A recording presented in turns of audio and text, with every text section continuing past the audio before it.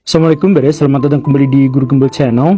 Seorang ulama bernama Imaduddin Usman dari Banten itu kemarin melakukan sebuah kajian dan penelitian ilmiah terhadap silsilah para habaib di Indonesia. Apakah mereka memiliki hubungan keturunan dengan Nabi atau tidak? Setelah menelusur berbagai kitab-kitab silsilah, ada 9 kitab yang ditelaah dan ada beberapa yang lainnya yang merupakan pemandu dan pendamping. Akhirnya beliau memberikan kesimpulan bahwa silsilah para habaib itu terputus kepada Nabi Muhammad, atau tidak valid, atau tidak ilmiah, atau kemungkinannya sangat kecil untuk benar-benar tersambung. Nah, karena itu maka beliau menyarankan agar para habaib itu melakukan tes DNA saja untuk membuktikan garis keturunan itu. Nah, ini kemudian ditanggapi dengan agak berang oleh Pak Habib Bahar bin Smith. Beliau mengatakan, saya boleh aja untuk menerima tantangan tes DNA, tapi ada 2 syarat. Salah satu syaratnya itu adalah bongkar makam Nabi Muhammad, ambil sampel darahnya, kemudian tes DNA bareng sama saya, nyambung atau enggak gitu ya. Saya sih sebenarnya agak keberatan dengan ini. Kenapa seperti itu? Ya maksudnya gini, kalau Habib Bahar itu memang tidak mau tes DNA, ya udah nggak mau, selesai di situ, nggak apa-apa gitu. Nggak usah sampai menghina dan menistakan Nabi Muhammad. Kan dalam Islam membongkar makam kemudian ngambil sampel darah atau hal yang semacam itu kan sebenarnya adalah penistaan terhadap jenazah, dan sesuai syariat Islam itu nggak boleh, itu terlarang keras. Nah, ini kenapa malah membuat syarat yang begitu tidak mungkin dilakukan oleh kaum muslimin di seluruh dunia. Nggak akan ada kaum muslimin di seluruh dunia yang memenuhi syarat itu, karena nggak akan ada mau menistakan Nabi Muhammad gitu. Kenapa? Kalau nggak mau ya nggak mau, kenapa harus menistakan juga sebagai persyaratannya gitu. Lagian Pak Habib Bahar bin Smith kemudian mengatakan bahwa orang-orang yang meragukan silsilah habaib di Indonesia itu kalau tidak orang Yahudi, orang sesat, ya orang anak zina gitu. Dia akan mengatakan seperti itu. Ya nggak usah juga disebutkan seperti itu, tapi ya udahlah, nggak apa-apa lah ya. Kalaupun Habib Bahar bin Smith tidak mau tes DNA, maka ada yang mau ternyata, yaitu Najwa Shihab.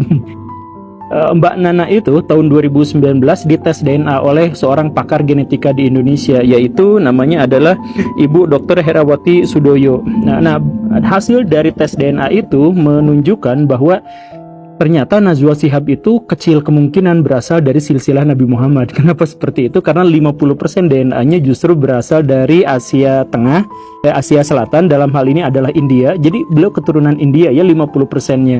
Kemudian sekitar 20%-an itu adalah keturunan dari Afrika Selatan, suku Berber, Afrika Utara, suku Berber.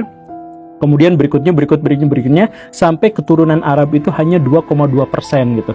Jadi keturunan Arab aja hanya 2%, keturunan Nabi kemungkinannya menjadi jauh lebih kecil dari itu. Nah, ya kalau Ibu Najwa Shihab, Pak Quraisy Shihab dan sebagainya kan sebenarnya nggak jadi masalah. Tetapi kemudian kan banyak juga akhirnya yang menentang penelitian ini, yang menganggap begini dan begitu. Ini kan masalahnya silsilahnya sudah tertera dalam Rabithah Alawiyah dan sebagainya. Nah, di episode ini kita akan sama-sama bahas tentang bagaimana orang yang meragukan tentang silsilah para habaib di Indonesia. Ayo selengkapnya kita mulai.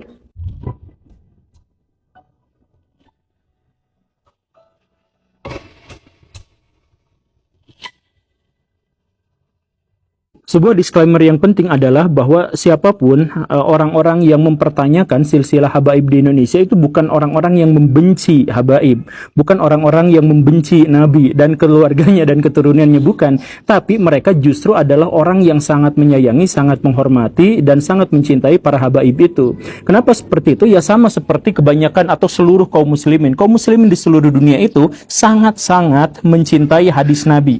Dan karena itu maka mereka harus melakukan verifikasi yang sejelas-jelasnya terhadap hadis Nabi itu, karena mereka tidak mau menyampaikan sesuatu yang diklaim sebagai sabda Nabi ternyata bukan, kan seperti itu. Karena itu rantai sanad itu menjadi benar-benar penting, menjadi benar-benar mutlak.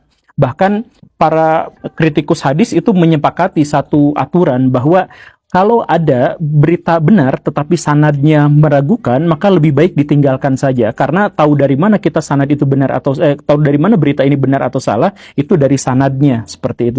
Bukan sanad keilmuan ulama bersanad, bukan, tapi sanad rantai perawinya gitu, yang hadis yang semacam itu. Nah, karena itu maka orang-orang yang mempertanyakan silsilah habaib itu bukan berarti membenci, tapi mereka benar-benar ingin mensucikan agar ketika mereka misalkan harus sun tangan, salaman gitu ya, sun kaki gitu, kemudian berjalan di depannya sambil dengan lutut saja dan sebagainya, itu mereka hadapkan hanya kepada keturunan Nabi. Jangan sampai mereka sudah sun tangan apa segala rupa, ternyata yang mereka sun tangannya itu adalah keturunan Genghis Khan gitu, atau keturunan Qin Shi Huangdi gitu, atau keturunan Julius Caesar, kan nggak seperti itu. Nah, karena itu maka silsilah itu harus dibuat sebersih-bersihnya. Begitulah kurang lebihnya.